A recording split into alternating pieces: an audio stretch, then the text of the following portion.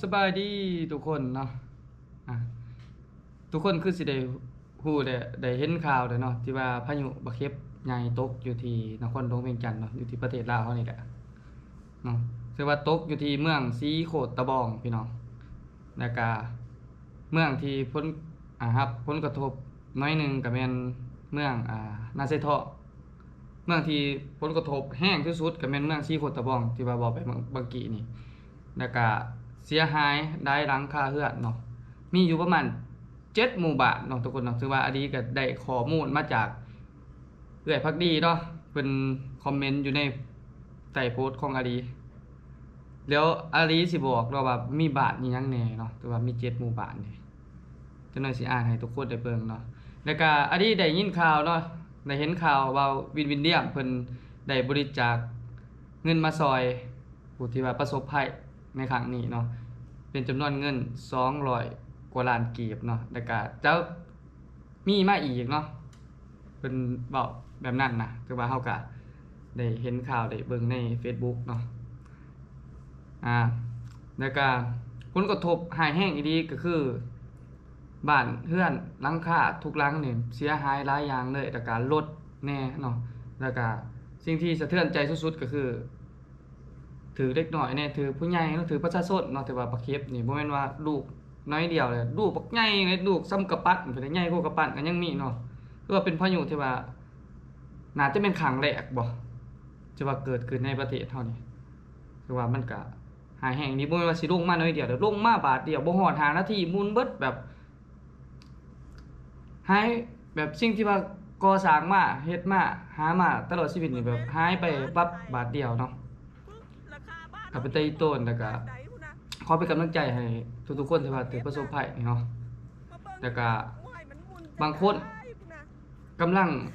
สูญเสียคนในครอบครัวก็แล้วมาเจอแบบนี้บางคนก็บ่มีเนาะยังแบบทุกข์ยากนะก็ยังมาเจอแบบนี้อีกเนาะ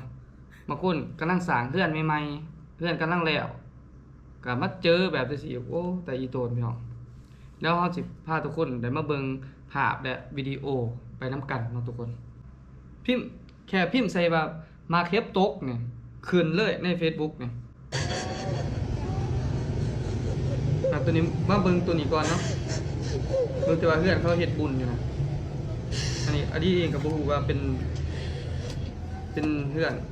เขาเฮ็ดบุญอีหยังอันนี้บ่จักเนาะ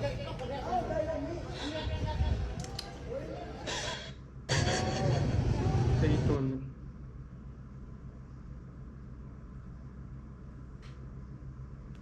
มาเบิ่งคลิป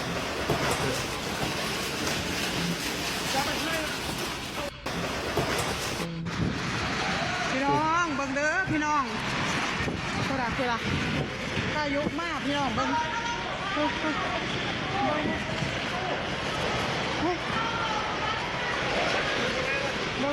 พี่น้องโอ้อันนี้อยู่ไทยเนาะตัวนี้นี่อยู่ลาวเบิดเลยภาพรถ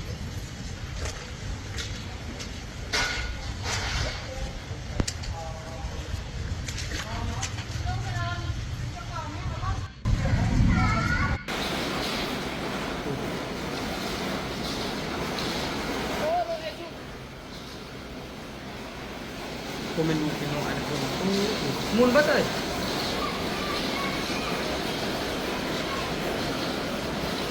ไปอีกตัว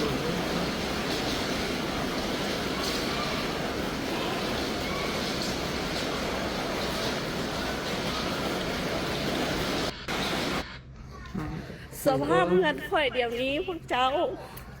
บ่มีซีอยู่บ่มีซีนอนแล้วซีอยู่จังใดนี่นะ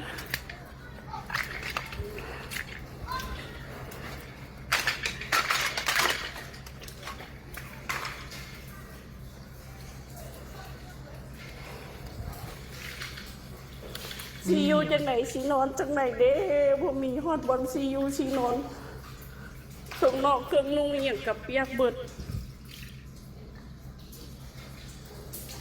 สภาพเงินข่อยเป็นทะเลข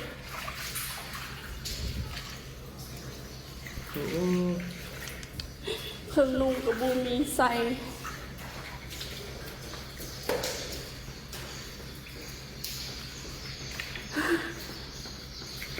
รถกับบูมเบิด หมุนไปเลย สินอนจะป้า เกิดเหตุ พายุเข้ามึง เบิดเลยสุเจ้าไว้บนเรืออย่างเลย โดดดาวเหือนดาว คุมนี้บนเรือจักลังเลย เบิดเลยรถกับบุญพอรถทุกอย่างเบิดเลย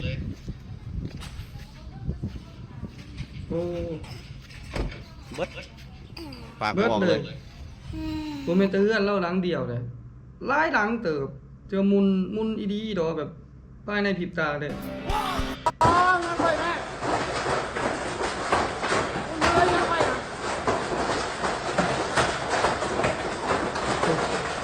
จอดปุ๊บเลย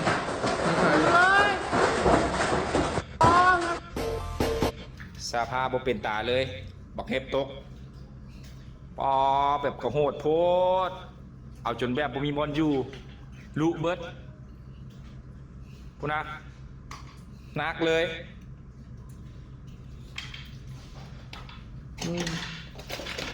คนตกกระโดดมาเข็บอย่างพุทันตัวไอ้ซ้ำแต่ว่าเฮือน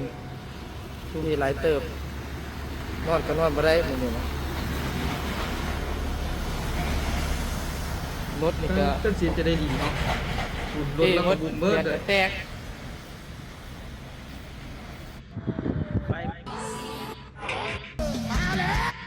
เบิ่งเดือนเบิ่งอีกสิเดือนให้ทุกคนได้เบิ่งตัวนี้ อ่างเอ้ยมันจีมีอย่างยั่วบัดนี้มันจะไม่เห็นงานเห็นซานอยู่บัดนี้เมื่อผมยังเรือตายมุนหมดเลยคุณน่ะก้อนแต่กระห้าวสมุปั้นมีอย่างคือว่าปิดทั้ง4 บาทนี่โอ้ โอ้มุนนี่ดิเดี๋ยวสิเอาให้เบิ่งที่เขาถ่ายเปิดตัวนี้เดี๋ยวจะหน่อยอันนี้จะเอาให้เบิ่งที่ว่าเขาบินโดรนให้เบิ่งเด้อแต่ว่าเบิ่งตัวนี้ก่อนโอ้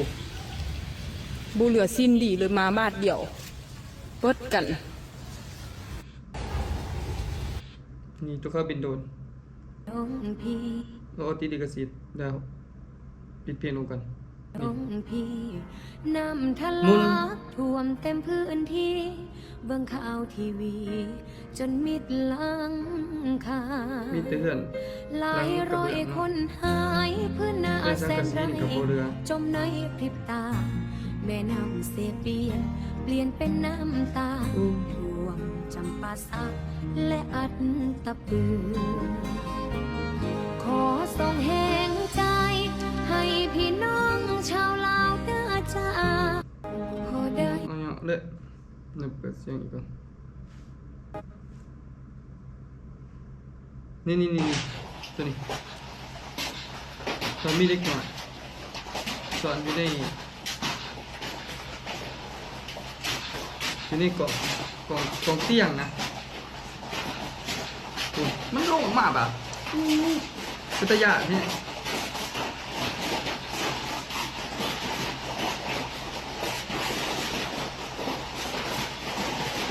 ลงยากเหมือนกันเลยทีเดียว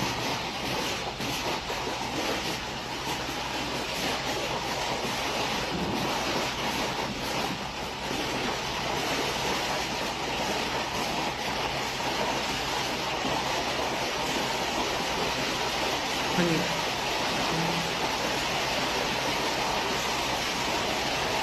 หายไปในพริบตานะเพื่อนกระดาน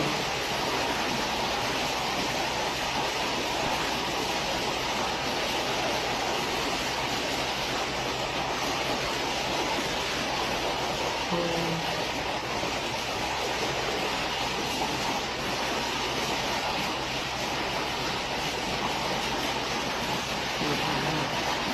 เป็นว่าตัวแบบนี่เลยหนูนี่ใช่เลย